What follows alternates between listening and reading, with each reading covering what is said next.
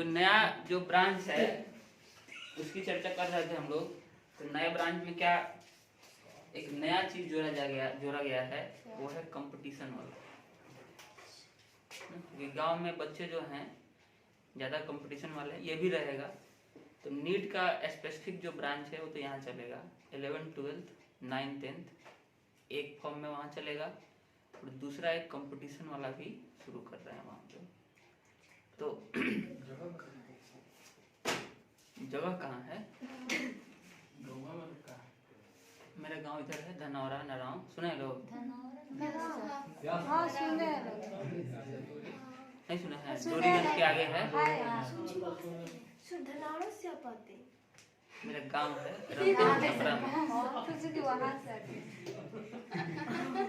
छपरा में हम रहते हैं, घर छपरा में, वहाँ पे भी है। तो अब वहाँ पे भी खोला जा रहा है ब्रांच, धीरे धीरे करके सब तरफ खोलेंगे। गरखा में भी खोला जाएगा एक, हो सकता है कि अगले साल ये प्लानिंग चले।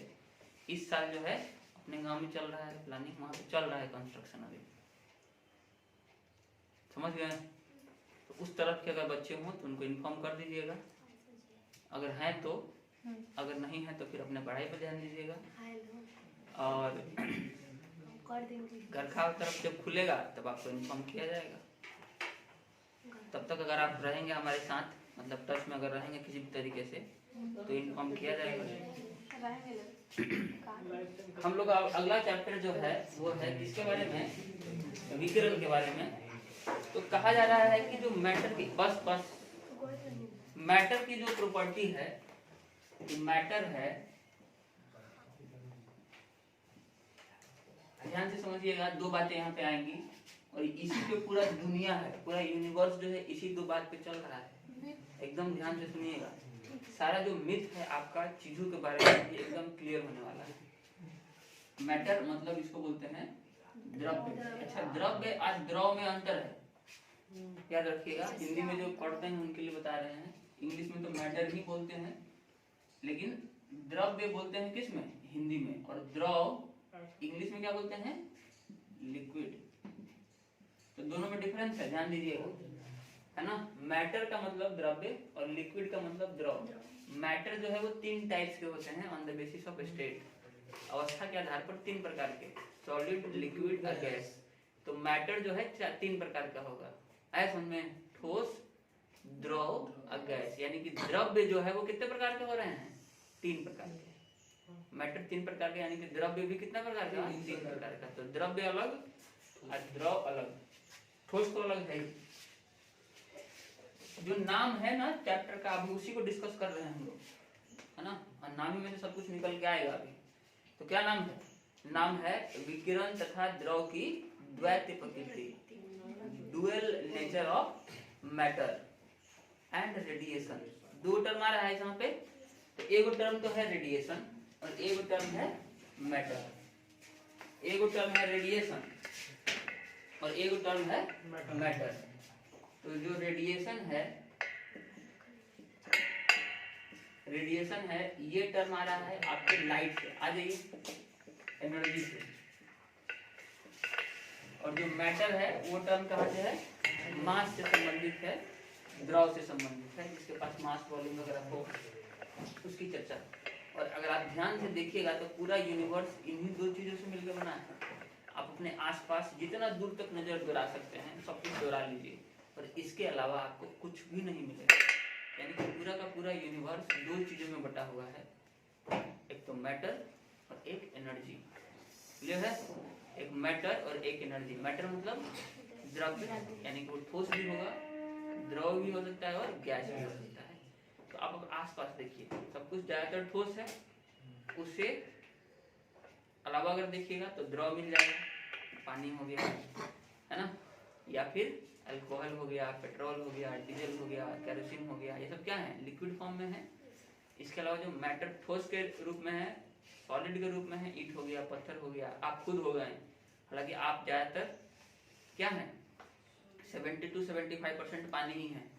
पूरा आपका बॉडी जो है उसमें 75% क्या है? वाटर भरा हुआ है। भले दिखता नहीं हो, अलग बात है, दिखता है, कभी कभी थप्पड़ मारते हैं तो निकलता है ना। तो 70% में से ही बाहर निकलता है आए समझ में?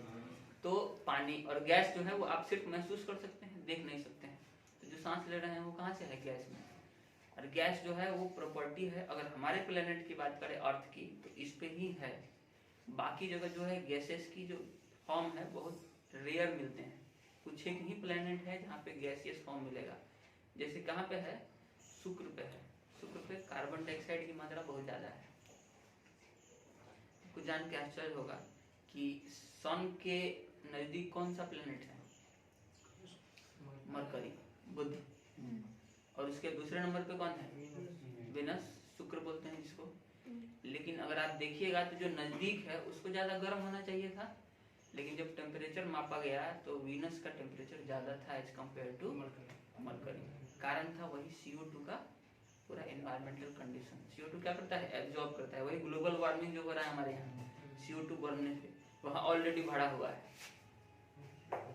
समझ में? तो हो सकता है आज से करोड़ों साल पहले कहीं शुक्र पे हो जीवन, और हमारे जैसे लोग वहाँ पैदा हुए हैं, और इसके बाद CO2 फैला के चल दिए। हो सकता है करोड़ों साल बाद यहाँ पे भी नहीं, और इसके कारण कौन होंगे? हम। तो रेडिएशन और मैटर में कह रहा है कि क्या जो है समानता है, what are the similarities between them, दोनों में समानता क्या है? तो देखिए समानता यही है कि दोनों जो है द्वैत व्यवहार करता है। द्वैत व्यवहार मतलब ड्यूअल नेचर रखता है। ड्यूअल नेचर का मतलब जैसे आप लोग ड्यूअल नेचर रखते हैं, यहाँ पे आते हैं तो अलग बिहेव करते हैं, घर पे जाते हैं तो बिल्कुल अलग बिहेव करते हैं, एकदम छपरी हो जाते हैं। घर पे पहुँचते ही कोई मतलब नहीं है, यहाँ पे थोड़ा बहुत आदमी की तरह दिखते हैं, घर पे पहुँचते ही क्या होता है? आप अपने असली रूप में आ जाते हैं। आपका जो असली रूप है वो घर पे दिखाई देगा। घर पे मतलब अपने फ्रेंड सर्कल के बीच में, है ना? समझ रहे हैं ना? याद आ गया होगा कौन सा रूप है आपका। तो वैसे ही डुअल का मतलब होता है दो, द्वैत का मतलब होता है दो। जो दो नेचर है वो दिखाते हैं दोनों ही, मैटर भी और रेडिएशन भी। आज से कुछ साल पहले लोगों को ऐसा लगता था कि जो मास है, जैसे ये है पेंसिल और इसके पास सिर्फ मास है, ऐसा सोचा जाता था कि ये सिर्फ मास ही है और कुछ भी इसके अंदर नहीं है। लेकिन धीरे धीरे जब इसके और अंदर जाया गया, इसके अंदर जब घुसा गया, तो हम क्या दिखा कि ये किससे मिलकर बना हुआ है? अणु से मिलकर, मॉलिक्यूल से मिलकर बना हुआ है, कंपाउंड्स। फिर और अंदर गया तो एटम मिला, और अंदर गए तो एटम के अंदर इलेक्ट्रॉन, प्रोटॉन और न्यूट्रॉन मिले, फिर मेजॉन मिले, और छोटे छोटे चीजें उसमें मिलती गई। और जैसे ही हम एटम के अंदर प्रवेश किए, हमको दिखाई दिया कि कुछ है ही नहीं, यहाँ पे खाली है। आया समझ में? अभी और अंदर जाने का प्रयास किया जा रहा है, और आप देखिएगा कि मिलेगा कि अंदर जो कुछ है वो एनर्जी के अलावा कुछ भी नहीं है, मास है ही नहीं। जितना करीब जाइएगा उतना खत्म होता जाएगा।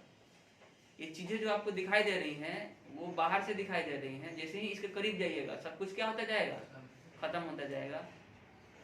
दिखने वाली चीजें सब खत्म हो जाएंगी। जैसे लाइट हो जाए ना, लाइट जो है उसके प्रेजेंस में आप चीजों को देख सकते हैं, लेकिन जैसे जैसे आप देखिएगा कि आप लाइट को देखने का प्रयास कीजिएगा, लाइट आपको नहीं दिखेगा। अभी भी लाइट को देखने का प्रयास कीजिए, लाइट नहीं दिखेगा। जो सोर्स है सिर्फ आपको वही दिखेगा। लाइट कभी दिख सकता है? क्यों नहीं दिख रहा है? क्योंकि वो उसी फेज में चला गया है, एटम के इंटरनल स्टेज में चला गया है। अब कहने का मतलब ये है कि कोई भी चीज अगर एनर्जी के फॉर्म में चला जाएगा तो वो दिखना बंद हो जाएगा, और कोई भी चीज अगर एनर्जी से मास के तरफ जाएगा तो वो दिखने लगेगा। जैसे ये पेंसिल है, ये रुका हुआ है, इसका स्पीड कम है। पूरी दुनिया दो ही चीज पे चल रही है ना? Speed, distance. टाइम का कोई कंसेप्ट ही नहीं है दुनिया में, ये जबरदस्ती बनाया गया है। टाइम जैसी चीज कोई होती नहीं है। थ्योरी ऑफ रिलेटिविटी पढ़िएगा जब आइंस्टीन का, तो मजा आएगा आपको। हालांकि आप अभी उस स्टेज में नहीं है कि आप उसको समझ पाएं, लेकिन एग्जाम के बाद जो है अगर समय मिले तो कभी पढ़िएगा थ्योरी ऑफ रिलेटिविटी। उसमें ये बताया गया है कि टाइम जैसी चीज एग्जिस्ट ही नहीं करती है, फोर्थ डायमेंशन सिर्फ माना गया है उसको। आप सोच के भी देखिए, टाइम जो है वो एग्जिस्ट करता है क्या फिजिकली? तो घड़ी आप देख रहे हैं, उसमें बज रहा है 10, और ठीक इसी टाइम पे अमेरिका में कुछ और टाइम हो रहा है। हाँ। तो मतलब किस चीज पे डिपेंड कर रहा है ये? The speed of earth, revolution of earth पे डिपेंड कर रहा है कि वो किस स्टेज पे खड़ा है। मतलब टाइम का अपना कोई महत्व नहीं है। टाइम किस पे डिपेंड कर रहा है? स्पीड और टाइम पे, स्पीड और डिस्टेंस पे। अभी आप यहाँ बैठे हैं, और आपको उठा के हम हवाई जहाज में बैठा दें, सोच के देखिए, मजा आएगा सर। मजा तो आएगा। टाइम के बारे में बात कर रहे हैं, फोकस कीजिए, मजा तो आएगा। हवाई जहाज में जैसे ही बैठिएगा, अचानक आपका स्पीड बढ़ गया, और स्पीड बढ़ गया ना तो आपका टाइम रुक जाएगा। आपका टाइम पहले के मुकाबले रुका हुआ प्रतीत होगा। जो आदमी खड़ा है अभी यहाँ पे, उसके हिसाब से, समझ रहे हैं? तो टाइम को कंट्रोल किया जा सकता है, क्योंकि टाइम जो है किस पे डिपेंड करता है? स्पीड और डिस्टेंस पे। तो इसी के इर्द गिर्द घूमता है कि टाइम मशीन बनाया जा सकता है कभी भी, कि आगे पीछे जाने का कभी हो सकता है। अगर हम डिस्टेंस और स्पीड को कंट्रोल कर सके कभी, तो ऐसा हो सकता है कि हम भविष्य में चले जाएं या फिर पास्ट में चले जाएं। खैर, मैटर जो है अगर इसका स्पीड बढ़ा दे, तो ये पेन आपको दिखाई दे रहा है, इसलिए दिखाई दे रहा है बिल्कुल कॉन्स्टेंटली, क्योंकि आप भी रुके हुए हैं और ये भी रुका हुआ है। अगर हम इसका स्पीड बढ़ा दें तो पहले के मुकाबले अब पेन जो है कम दिखेगा, क्योंकि आप रुके हुए हैं और पेन जो है अब मोशन की कंडीशन में आएगा। और बहुत तेजी से अगर भगाने लगे तो और कम दिखेगा, और इसका स्पीड जितना बढ़ता जाएगा उतना क्या होगा? उतना कम दिखेगा। ऐसा समझ में? या फिर हो सकता है कि इसको भी बढ़ा दें और आपको भी बढ़ा दें, आपका भी स्पीड बढ़ा दें, तब भी ये दिखने लगेगा। आया समझ में? बराबर स्पीड रहेगा तो दिखेगा, या फिर आसपास भी स्पीड रहेगा तब भी दिखेगा। स्पीड भी बराबर ही तो है, आप भी रुके नहीं भी रुका, 0-0 दोनों का स्पीड। नहीं समझे? ये भी 20 के स्पीड से भागे और आप भी 20 के स्पीड से भागे, तो एकदम सामने सामने दिखेगा। ये दो ट्रेन एकदम सेम स्पीड से चलता है तो ट्रेन के आदमी एक दूसरे को देख सकते हैं। अगर 80 के स्पीड में भी चल रहा है तब भी, लेकिन आप खड़े हैं और 80 के स्पीड से ट्रेन निकले तो आप किसी को नहीं देख पाइएगा। उसमें बैठा आदमी देख सकता है, वो भी नहीं देख पाएगा। एक जगह खड़ा आदमी को नहीं देख पाएगा ना। हाँ, ये देखा है कि ये स्टेशन गुजर रहा है, सिर्फ इतना दिखा, क्योंकि डिस्टेंस लंबा हो गया। अब तो लंबा चीज बहुत देरी से गुजरेगा, तो बात वही डिस्टेंस वाली आ गई। अरे समझ रहे हैं? स्पीड और डिस्टेंस आपस में कोरिलेट करते हैं। तो जैसे जैसे स्पीड बढ़ेगा वैसे वैसे मैटर जो है वो किसमें जाने लगेगा? एनर्जी के फॉर्म में। और अगर एनर्जी का स्पीड कम किया जाए तो वो किसमें जाने लगेगा? मैटर के कंडीशन में। आया समझ में? एनर्जी का अगर स्पीड कम कर दिएगा तो वो किसमें जाएगा? मैटर में। तो हम जो प्रकृति की चर्चा कर रहे हैं, पार्टिकल नेचर। पार्टिकल नेचर कब है? जब स्पीड क्या है? स्पीड अगर कम रहेगा किसी भी वस्तु का तो क्या नेचर दिखाएगा? Particle nature. और अगर स्पीड जो है अगर क्या होगा?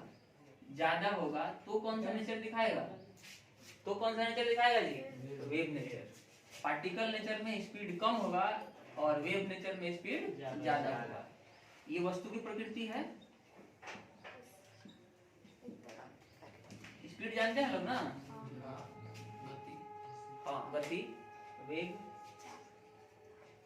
तो पार्टिकल नेचर जो है वो किसको बता रहा है जी? पार्टिकल नेचर बता रहा है मास को। और वेव नेचर किसको बता रहा है? वेव नेचर किसको बता रहा है? एनर्जी को बता रहा है, एनर्जी को। वेव नेचर किसको रिप्रेजेंट करता है? एनर्जी को, ऊर्जा को। पार्टिकल नेचर किसको रिप्रेजेंट करता है? वस्तु का प्रकृति मास को, द्रव्यमान को रिप्रेजेंट करेगा। जैसे जैसे पार्टिकल नेचर बढ़ेगा वैसे वैसे मास जो है वो आपको दिखना शुरू हो जाएगा, और जैसे जैसे स्पीड बढ़ता जाएगा वैसे वैसे वेव जो है आपको बढ़ता दिखने लगेगा। क्लियर है? तो डुअल नेचर समझ में आया? द्वैत व्यवहार का मतलब समझ में आया? द्वैत का मतलब दो तरह की प्रकृति अगर एक ही चीज के अंदर हो, एक ही बार में हो। तो अब इस चैप्टर की चर्चा करें। इस चैप्टर में कह रहा है विकिरण, और विकिरण रेडिएशन किससे संबंधित है? लाइट से, एनर्जी से। और दूसरा बात क्या कर रहा है? मैटर, वो किससे संबंधित है? मास से। दोनों बातों का मतलब समझ में आया? अभी तक जितना भी हम लोग चर्चा किए हैं ये सिर्फ इसके हेडलाइन पे चर्चा हुआ है, अभी हम लोग चैप्टर के अंदर नहीं गए हैं। चैप्टर का हेडलाइन समझ में आ गया? बस हेडलाइन समझ में आ गया तो पूरा चैप्टर समझ में आ जाएगा। क्लियर है? अब जैसे ही हम लोग इलेक्ट्रॉन पे जाएंगे, इलेक्ट्रॉन देखिए कहाँ होता है? इलेक्ट्रॉन होता है एटम के अंदर। ये है अगर एटम, तो इसमें इलेक्ट्रॉन जो है बहुत स्पीड से क्या है? घूम रहा है। तो जब बहुत स्पीड से घूम रहा है तो बताइए मास का रिप्रेजेंटेटर होगा कि वेव का? स्पीड अगर ज्यादा है तो क्या रिप्रेजेंट करेगा? वेव का। तो इसी कारण इलेक्ट्रॉन को कब तक नहीं पाएगा जब तक उसको मास समझ रहे थे लोग। जैसे ही उसको वेव समझना शुरू किए उसको बताया गया कि हाँ भाई अब ये इस नेचर का होगा। ऐसा समझें, मास जो है जब तक उसका रहेगा तो इलेक्ट्रॉन का मास कितना होता है कोई बताना चाहेगा? 9.1 into 10 to the power minus 31 kg। और यही क्वेश्चन अगर पूछ ले तो आपको नहीं याद होगा, पूछा जा सकता है ऑप्शन देखिए कि what is the mass of electron, तो 4 को ऑप्शन दे देगा, फिर हाँ बात दीजिएगा क्योंकि आपको याद नहीं है। तो बेसिक चीज है आपको याद होनी चाहिए, क्योंकि अगर बोर्ड की बात कर रहे हैं तो बोर्ड में ज्यादातर बेसिक प्रश्न ही पूछे जाते हैं। जितना हम ये ज्ञान दिए हैं ना आपको आइंस्टीन फाइंस्टीन वाला वो सब नहीं पूछा जाएगा। हाँ अच्छा लगेगा आपको सुनने में, मजा आएगा कि यार बहुत जानकारी वाला बात चल रहा है, लेकिन ठीक है सब चीज का जानकारी होना चाहिए। हमको ये भी पता होना चाहिए कि ये क्या है ये क्या है, लेकिन ये भी पता होना चाहिए कि फिर एग्जाम में किस तरह से लिखेंगे और क्या पूछा जाएगा, और चीज का पता होना चाहिए। क्लियर है? तो आपका काम है कि प्रोटॉन और न्यूट्रॉन का भी साथ में मास जो है लिखकर याद करिए लीजिएगा, समझे? लिखिए रहे सर, लिखिए दीजिए, आप ही लिख दीजिए, लिख देते हैं 1.673 into 10 to the power minus 27, 1.675 into 10 to the power minus 27। अगर इसके एनर्जी उसकी बात करें चार्ज की, चार्ज कितना होता है इलेक्ट्रॉन पर? -1.6 into 10 to the power minus 19 और इसमें कितना होता है? +1.6 into 10 to the power minus 19। अब देखिए ये जब तक हम लिखते रहेंगे ना आपको कहीं याद नहीं होगा, दिक्कत यही है। आपको इसलिए बोला गया था लिखने के लिए ताकि जब आप ढूंढिएगा तो उसमें इन्वॉल्व होइएगा। किसी भी चीज को याद करने के लिए सबसे अच्छा तरीका क्या है? आप खुद उसको कीजिए, करके देखिएगा तो वो याद हो जाएगा, 1 से 2 बार में याद हो जाएगा। आपको क्या लगता है हमको कैसे याद है? 75 बार लिखे हैं, तो नींद में उठाकर हमसे पूछेगा ना इलेक्ट्रॉन का मास क्या है तो एकदम बताएंगे, नींद में बताएंगे। आप भी बता सकते हैं, कब बताइएगा? प्रैक्टिस कीजिएगा, सब कुछ प्रैक्टिस पर डिपेंड करता है। आया समझ में? तो हम कितना साल से पढ़ा रहे हैं उससे मतलब नहीं है, आप अपने पे फोकस कीजिए। हम आपको एक एग्जांपल दिए हैं कि चीजों को याद कैसे किया जा सकता है। हम 10 साल से पढ़ा रहे हैं 20 साल से पढ़ा रहे हैं उससे कोई मतलब नहीं है। मतलब इससे है कि आपको जो काम दिया जा रहा है आपको उसको एज इट इज करना है। अगर आप चाहते हैं अच्छा स्कोर करना तो बात खत्म। आया समझ में? एकदम कमांड फॉलो कीजिएगा, पहुंच जाइएगा जगह पे, नहीं तो फिर अगले साल फेल होकर वापस यहीं पे आइएगा और अगले साल फी डबल, क्योंकि अब तो सब पढ़ लिए हैं। अब पढ़े हुए लोगों से हम ज्यादा पैसा लेंगे।